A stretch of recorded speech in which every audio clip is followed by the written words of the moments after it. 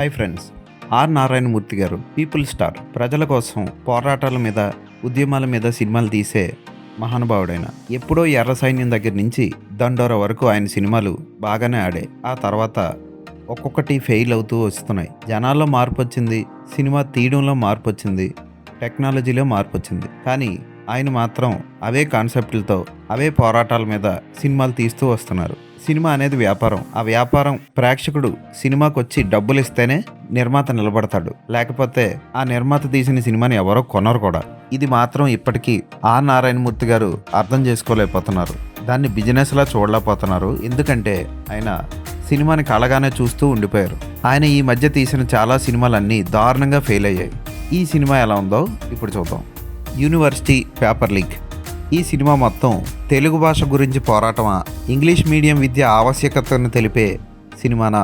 సినిమాని కంప్లీట్గా చూసే వరకు అర్థం కాదు. తక్కువ జాతి వాళ్లకు తెలుగు మీడియం బెస్ట్ అని, ఇంగ్లీష్ మీడియంలో చదివి పెద్ద పెద్ద క్యాస్ట్లో పుట్టిన వాళ్ళు పెద్ద పెద్ద ఉద్యోగాలు చేస్తూ డాక్టర్లు, ఇంజనీర్లు అవుతూ మంచి లైఫ్ను గడుపుతున్నారని తెలుసుకుంటాడు రామయ్య. అతనే వెళ్ళి ఆక్స్ఫర్డ్ డిక్షనరీ తీసుకొని ఇంగ్లీష్ నేర్చుకొని, అతని కొడుకు ఇంగ్లీష్ నేర్చుకోకపోవడం వల్ల కానిస్టేబుల్గా ఉన్నాడని తెలిసి అతనికి ఇంగ్లీష్ నేర్పి అతన్ని ఎస్ఐ చేస్తాడు. అసలు ఇది ఎలా సాధ్యమో ఆయనే చెప్పాలి. ఇక ఈ సినిమాలో స్టార్టింగే చాలామంది విద్యార్థులు ఆత్మహత్యలు చేసుకోవడాలు, ఫీజు రియంబర్స్మెంట్ల గురించి గొడవలు, ఇవన్నీ చూపిస్తూ ఉంటాడు దర్శకుడు ఆర్ నారాయణమూర్తి గారు. కానీ అవేవి జనాలకి నచ్చవు. ఎందుకంటే ఒకే సీన్ని రాత్రి తీసి, ఉదయం తీసి ఆ రెండింటిని మిక్స్ చేసి అదొక సీను అని ప్రేక్షకుడికి చూపిస్తున్నప్పుడు ఆ మాత్రం ప్రేక్షకుడు గెస్ చేయడా? అక్కడ లైటింగ్ తేడా వస్తూ ఉంటుంది. ఇలాంటి షాట్లు, ఇలాంటి తప్పులు ఆయన ఎన్నో చేశారు ఈ సినిమాలో. ఆయనే కథకుడు, దర్శకుడు, సంగీత దర్శకుడు, ఎడిటర్ అన్నీ ఆయనే అవ్వడం వల్ల ఈ సినిమాకి తక్కువ, సీరియల్కి కూడా తక్కువ అన్న రేంజ్లో తీశాడు ఆయన. ఎక్కడ ఇంట్రెస్టింగ్గా అనిపించే సన్నివేశాలు ఉండవు, మంచి డ్రామా ఉండదు.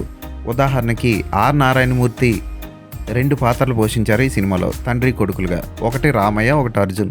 అర్జున్ భార్య క్యారెక్టర్ ఉంటుంది. Too much over action. ఎక్కడో వీధి నాటకాల్లో యాక్ట్ చేసే ఆవిడలాగా ఓవర్ యాక్షన్ చేస్తుంది ఆవిడ. మావయ్య గారు మీరు వెళ్ళి ఇంగ్లీషు ఖచ్చితంగా నేర్పాలండి అంటూ ఓవర్ యాక్షన్ చేస్తూ ఉంటుంది. ఇక కొంతమంది స్టూడెంట్ క్యారెక్టర్లు ఉంటాయి, ఫైటింగులు చేస్తూ మధ్య మధ్యలో డ్యాన్సులు వేస్తూ. సినిమా స్టార్టింగ్లోనే ఎక్కడో పుట్టి ఎక్కడో పెరిగి అన్న టైప్లో ఒక సెంటిమెంట్ సాంగ్, అదే స్టూడెంట్స్కి టీచర్లకి మధ్య, తల్లిదండ్రులకి మధ్య ఒక సాంగ్ ఉంటుంది. ఆ సాంగ్ ఏ మాత్రం బాగోదు, వినసొంపుగాను లేదు. ఏదో గురువులకి వందనాలు అన్నట్లు ఏదో ఒక సాంగ్ వస్తుంది. అయితే ఈ సినిమాలో ఆర్ నారాయణమూర్తి గారు చేసిన ప్రయోగం ఏంటంటే ఇంగ్లీష్ సాంగ్ ఒకటి పెట్టారు. ఆ ఇంగ్లీష్ సాంగ్లో ఆయన అటు ఇటు ఎగురుతూ గెంతుతూ చేసిన విన్యాసాలు బాగుంటాయి. అంటే చూడడానికి నవ్వు తెప్పిస్తాయి. సినిమా మొత్తానికి కామెడీగా అనిపించిన సంఘటన ఇదే. ఈ పాట ఓ స్టేజ్ మీద జరుగుతూ ఉంటుంది. ఎదురుగా కూర్చున్న వాళ్ళు కూడా నవ్వుతూ ఉంటారు. మరి వాళ్ళు ఎందుకు నవ్వుతున్నారో మూర్తి గారు చెప్పాలి. ఆ పాట మధ్యలో సడన్గా స్టేజ్ నుంచి ఎక్కడికో వెళ్ళిపోయి వాటర్ ఫాల్స్ దగ్గర చేతులు గాల్లోకి ఎత్తి ఆయన డ్యాన్స్ చేస్తూ ఉండడం హాస్యాస్పదంగా అనిపిస్తుంది. ఇక క్లైమాక్స్లో రామయ్యని స్టూడెంట్స్ అందరూ దాచడం, ఓ స్టూడెంట్ డబ్బు కోసం ఆయన్ని బయట పెట్టడం, ఆయన ఎక్కడున్నారో చెప్పడం, దానికి ఓ బండ పోలీస్ గడు వస్తాడు, వచ్చి అతన్ని ఓ చెట్టు కింద పడుకోబెట్టి మోకాలతో నొక్కేసి చంపేయడం. ఇలాంటివన్నీ చూస్తుంటే జోక్గా అనిపిస్తుంది. ఇది సినిమాలో అనిపిస్తుంది. సీరియల్ కన్నా తక్కువని ముందే చెప్పాను కదా, అలాగే ఉంటుంది. ఏదైనా మూర్తి గారు ఎప్పటికైనా తక్కువ బడ్జెట్లో సినిమాలు తీస్తున్నప్పుడు మంచి కథ, స్క్రీన్ ప్లే రాసుకుంటే బెటర్. ఆయనే సొంతంగా తీసిన ఆయన సినిమాలు, పాత సినిమాలు ఒకసారి ఆయన చూసుకొని కొంచెం మారాలి. ఎర్ర సైన్యం సినిమా విజువల్గా కూడా చాలా బాగుంటుంది.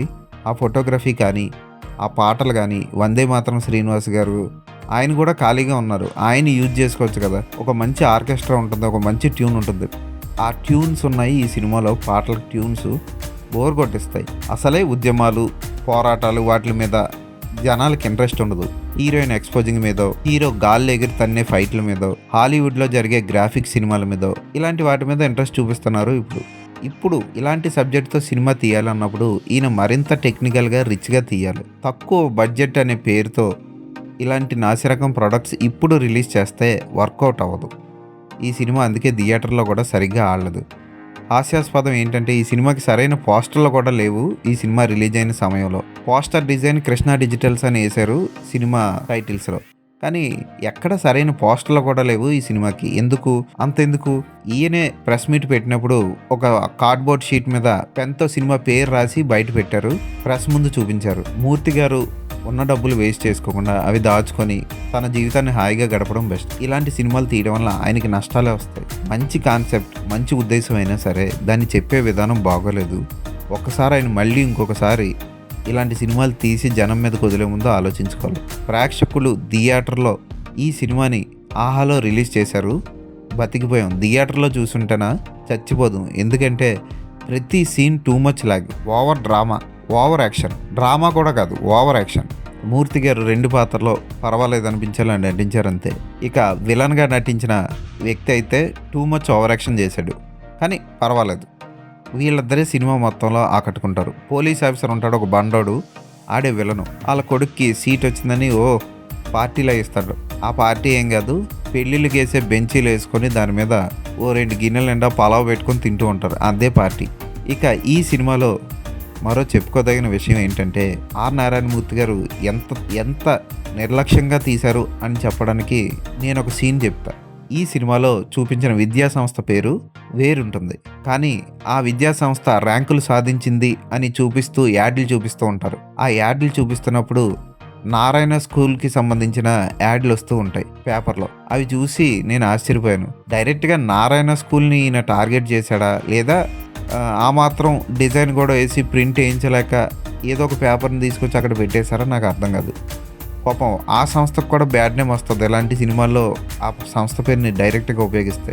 అలాంటివి చూసుకోవాలి నారాయణమూర్తి గారు. ఫోటోగ్రఫీ చాలా నాసిరకంగా ఉంటుంది, సెల్ ఫోన్తో తీసినట్టు ఉంటుంది సినిమా. ఆ లైటింగ్ కానీ షార్ట్ డివిజన్లు కానీ ఏవి కూడా ఫ్లోలో వెళ్ళవు, ఇష్టం వచ్చినట్టు కట్ చేసినట్లు అనిపిస్తుంది సినిమా. అయితే నేను నవ్వుకున్నది మాత్రం ఇంగ్లీష్ సాంగ్ చూసి, అదొక్కటే నాకు రిలీఫ్ ఇచ్చింది. మిగతా యాక్టర్స్ అందరూ చాలా జీవించారు, కానీ అవన్నీ మనం తట్టుకోలేం. ఇప్పుడున్న సినిమా టెక్నాలజీకి ఈయన తీసే సినిమాలకి బీసీ కాలం కాదు, చాలా 8000 బీసీ అన్న రేంజ్లో తీశారు ఈ సినిమాని. చూడాలనుకుంటే చూడండి. నాకు తెలిసి నేను మా ఫ్రెండ్ నరేష్ గారు తప్ప ఇలాంటి సినిమాలు థియేటర్లో చూసే మనుషులు ఉండరు. థియేటర్లో రిలీజ్ అయినప్పుడు కూడా చూద్దామంటే ఈ సినిమా షోలు ఎక్కడికక్కడ క్యాన్సిల్ అయిపోయాయి. హైదరాబాద్లో నేను చెప్తుంది, చివరికి కేసర్లో ఒకే ఒక షో వేసేవారు, అది కూడా క్యాన్సిల్ అయిపోయింది చూద్దాం అనుకున్న రోజు. ఈ సినిమాకి నేను ఇచ్చే రేటింగ్ 1/5.